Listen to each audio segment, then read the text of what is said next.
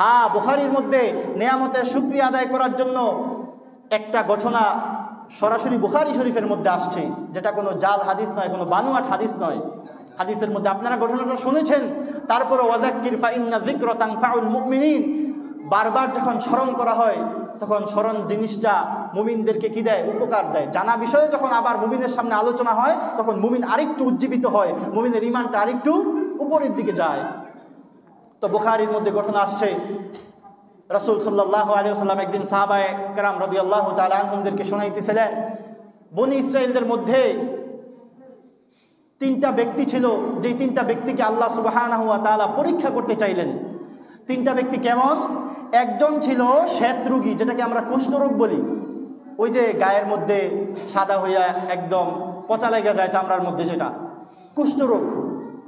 আরেকটা ব্যক্তি ছিল, যে ব্যক্তি ছিল টাকওয়ালা, অর্থাৎ মাথার মধ্যে তার কোনো চুলই ছিল না, অর্থাৎ তার চুল মাথার মধ্যে থাকেই না। আরেকজন ব্যক্তি ছিল অন্ধ ব্যক্তি। বুখারী শরীফের ঘটনা। তো আল্লাহ রাসূল সাল্লাল্লাহু আলাইহি ওয়াসাল্লাম শোনাইতেছেন যে আল্লাহ তাআলা চাইলেন এই 3 বান্দাকে কি করবেন? পরীক্ষা করবেন। তো আল্লাহ সুবহানাহু ওয়া তাআলা মানুষের বেশ ধরে একজন ফেরেশতাকে তাদের কাছে পাঠিয়ে দিলেন। প্রথমেই ফেরেশতা এসে ওই শ্বেত রোগীর কাছে গেল, কুষ্ঠ রোগীর কাছে গেল। যাওয়ার পরে বলল যে আপনাকে তো দেখা যাচ্ছে আপনি খুব রোগাক্রান্ত, আপনার কাছে এখন সবচেয়ে প্রিয় জিনিস কোনটা? তখন ওই লোকটা বলল যে আমাকে তো সব মানুষ অপছন্দ করে, আমি কারো কাছে যাইতে পারি না, আমার গায়ের গন্ধে কেউ আমার আশেপাশে আসতে পারে না, আমার গায়ে পচা লেগে গেছে, পচন ধরে গেছে। তো আমার সবচেয়ে বড় পাওয়া, সবচেয়ে বড় চাওয়া হচ্ছে আল্লাহ তাআলা যদি আমার এই কুষ্ঠরোগটা ভালো করে দিত। তখন আল্লাহ সুবহানাহু ওয়া তাআলা পাওয়ার দিয়ে দিয়েছেন ফেরেশতাকে। তখন ফেরেশতা তার গায়ের মধ্যে হাত বুলিয়ে দিল, সাথে সাথেই কুষ্ঠরোগী ভালো হয়ে গেল। এখন বলতেছেন যে তুমি তো দেখা যায় আবার অভাবগ্রস্ত, তোমার কোনো ধন সম্পদ নাই, কুষ্ঠরোগ তো ভালো হইল, এখন তোমার জীবনে আর কি চাওয়া? তোমার জীবনে সবচেয়ে প্রিয় জিনিস কোনটা? তখন বলতেছে আমার খুব পছন্দের জিনিস হচ্ছে উট।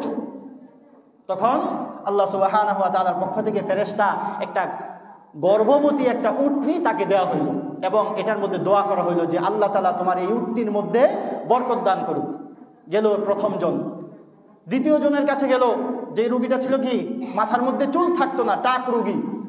তখন তার কাছে যাওয়ার পরে বলল যে তোমার জীবনের চাওয়া কি? একইভাবে বলল আমার তো চুলের কারণে মানুষ আমাকে সুন্দর বলে না, বিভিন্ন ধরনের কটু কথা শুনতে হয়, তো আল্লাহ তাআলা যদি আমার এই টাক মাথাটা ভালো করে মাথা ভর্তি চুল দিত তাহলে আমি অনেক কৃতজ্ঞ থাকতাম। তখন এই ফেরেশতা তার মাথার মধ্যে হাত বুলিয়ে দেওয়ার পর চুল গজাইল। তাকেও একইভাবে জিজ্ঞেস করলো তোমার কাছে সবচেয়ে প্রিয় জিনিস কোনটা? সে বলল আমার কাছে সবচেয়ে প্রিয় জিনিস হচ্ছে গরু। তখন তাকে এই ফেরেশতা একটা গর্ভবতী একটা গাভী দিয়ে দিল। একইভাবে তৃতীয় ব্যক্তি অন্ধ ব্যক্তির কাছে গেল। অন্ধ ব্যক্তির কাছে যাওয়ার পর একইভাবে প্রশ্ন করলো তোমার কাছে সবচেয়ে জীবনের চাওয়া পাওয়া কি? তখন এই অন্ধ ব্যক্তি বলল আল্লাহ সুবহানাহু ওয়া তাআলা, মানুষের কাছে শুনি যে আল্লাহ সুবহানাহু ওয়া তাআলা জগৎটাকে অনেক সুন্দরভাবে সাজিয়েছেন, কিন্তু আল্লাহ তাআলা আমাকে চোখের আলো দেন নাই, যে কারণে আমি এই সুন্দর জগৎটাকে দেখতে পারি না। আল্লাহ সুবহানাহু ওয়া তাআলা যদি আমার চোখের আলোগুলো ফিরিয়ে দিত তাহলে আমি আল্লাহ তাআলার প্রতি অনেক কৃতজ্ঞ থাকতাম। তখন এই ফেরেশতা চোখের মধ্যে হাত বুলিয়ে দেওয়ার পরে এই ব্যক্তিও চোখে দেখতে আরম্ভ করলো। এই ব্যক্তিকেও একইভাবে প্রশ্ন করা হলো তোমার কাছে প্রিয় জিনিস কোনটা? তখন বলল যে আমার কাছে প্রিয় জিনিস হলো ছাগল। তখন তাকেও একটা গর্ভবতী ছাগল দেওয়া হলো এবং বরকতের দোয়া করা হলো। এই বরকতের দোয়া করার কারণে আল্লাহ সুবহানাহু ওয়া তাআলা কি এমনিতে দিচ্ছেন নাকি পরীক্ষা করবেন? এই যে এই ধরনের ক্যাটাগরিতে তাদেরকে ফেললেন, তাদের অবস্থা উন্নীত করলেন, উপরের দিকে নিয়ে গেলেন, এটা কি এমনি দিলেন নাকি পরীক্ষা করার জন্য? এই ফেরেশতাকে পাঠানোর কারণ কি ছিল? পরীক্ষা করা। তখন তাদের প্রত্যেকের উট, গরু, ছাগল এগুলাতে মাঠ ভরে গেল। মানে আল্লাহ সুবহানাহু ওয়া তাআলা তাদের এই ওটের মধ্যে, গাভীর মধ্যে, তাদের এই ছাগলের মধ্যে অনেক বরকত দান করলেন। তাদের গোয়াল ভর্তি গরু, ছাগল, উট, তাদের মাঠ ভর্তি গরু, ছাগল, উট একদম ভরে গেল। এখন আসলো পরীক্ষার সময়। সব কিছুতে এখন তারা সমৃদ্ধ, তাদের আর জীবনে কোনো চাওয়া পাওয়া নেই, তারা দৈহিকভাবেও সুঠাম দেহের অধিকারী, আবার তাদের অর্থ সম্পদেরও কোনো অভাব নাই। এখন আবার আল্লাহ সুবহানাহু ওয়া তাআলা ফেরেশতাকে পাঠাইলেন। ফেরেশতা আসার পর প্রথমেই গেল শ্বেত রোগীর কাছে, গিয়ে বলল, হে ভাই, আমি তো একজন দরিদ্র মুসাফির, আমি আমার রাস্তা হারিয়ে ফেলেছি, আমার কাছে যেই সমস্ত সম্পদ ছিল ওই সমস্ত সম্পদগুলো ফুরিয়ে গেছে। আল্লাহ তাআলা তো তোমাকে সুদর্শন হিসেবে বানিয়েছেন, তোমাকে অনেক অনেক উট দিয়েছেন, আমাকে একটা উট দিয়ে সাহায্য করো, আমি যাতে বাড়ি পর্যন্ত যাইতে পারি। কিন্তু এই লোকটা উদ্ধত প্রদর্শন করলো, আরে আমি তো কত মানুষই দেই, এমন কতজনরে দিমু? তো বলতেছে, আমার তো ফেরেশতা বলতেছে, আমার তো তোমাকে চেনা চেনা লাগতেছে, তুমি না কয়দিন আগে কুষ্ঠরোগী ছিলা? একদম সরাসরি, যেটাকে আমাদের সমাজে বলা হয় মুখ ফুচ্ছা না করে দেওয়া, যে একদম সরাসরি ক্লিয়ারভাবে না করেছে, না আমার তো কোনো সময় কুষ্ঠরোগ ছিলই না, আমি জন্মগতভাবে এমন সুঠাম দিই, এমন সুদর্শন। বলছে যে আল্লাহ তাআলা, তোমার তো দরিদ্র ছিল আমার যতটুকু মনে পড়ে। বলতেছে, না, এগুলো তো আমার বাপ দাদা সূত্রে, আমি পৈতৃক সূত্রে এগুলো লাভ করছি। উটনি যেগুলো দেখতেছো সবগুলা কার? এগুলো আমার বাপ দাদারা উত্তরসূরি সূত্রে আমি লাভ করছি। এগুলো আল্লাহ তাআলা আবার দিয়েছে। কি সরাসরি কি করলো? অকৃতজ্ঞ, আল্লাহ তাআলার যে কৃতজ্ঞতা আদায় করলো না। তখন এই ফেরেশতা বলল, যদি তুমি মিথ্যা বলে থাকো তাহলে আল্লাহ যাতে তোমাকে আগের অবস্থায় ফিরিয়ে দেয়। গেল। এর পরবর্তী জন যে ছিল কি টাকওয়ালা, মাথার মধ্যে চুল ছিল না, সেও একইভাবে অস্বীকার করলো যে আমি তো জন্ম থেকে আমার মাথা ভর্তি চুল, এবং এই জন্ম সূত্রেই আমি কি পৈতৃকভাবেই আমি এই উত্তরাধিকার সূত্রে আমি এই সমস্ত গরু ছাগল গরু লাভ করেছি, অতএব তোমাকে দেওয়ার মতো তো এখানে কোনো কিছু নাই। গেল অন্ধ ব্যক্তির কাছে।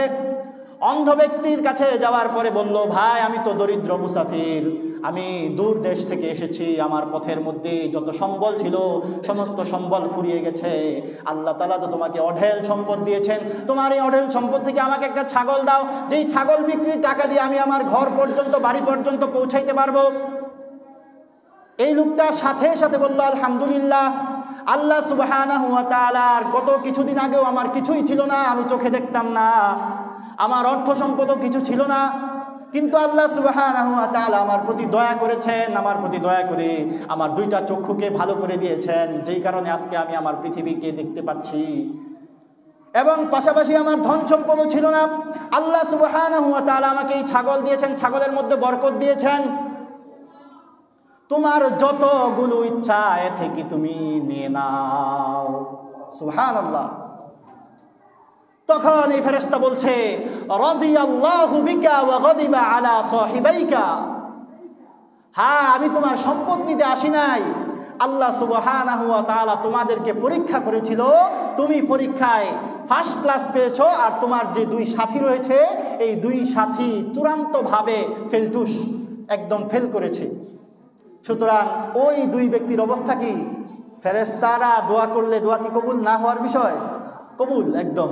ওই দুই ব্যক্তি আগে যেমন ছিল কুষ্ঠরোগী এবং অর্থ সম্পদহীন, টাকওয়ালা ছিল, আগের মতোই টাক হয়ে গেল এবং অর্থ সম্পদগুলো সব একদম সাফ সুতরা হয়ে গেল। এই অন্ধ ব্যক্তির সম্পদ পরবর্তী অংশের মধ্যে হাদিসের মধ্যে আসছে, আল্লাহ তাআলা তার সম্পদ এত পরিমাণ বাড়িয়ে দিয়েছেন যে তার অঞ্চলের মধ্যে তৎকালীন সময়ে সে ছিল সবচেয়ে বেশি ধনী। সুবহানাল্লাহ। এটা কিসের বদৌলতে হয়েছে?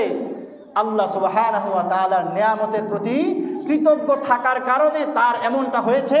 আর অপর দুইজন আল্লাহ সুবহানাহু ওয়া তাআলা তার কাছে নিয়ামত দেওয়ার পরে ওই নিয়ামত পাওয়ার পর নিয়ামতের প্রতি কৃতজ্ঞ হয় নাই, যে কারণে নিয়ামতটা ছিনিয়ে নিয়েছেন। দুনিয়াতে তো আগের মতো কুষ্ঠরোগী আর টাক হয়ে গেছে, আখেরাতে কি শাস্তি থাকবে না? আখেরাতেও শাস্তি আছে।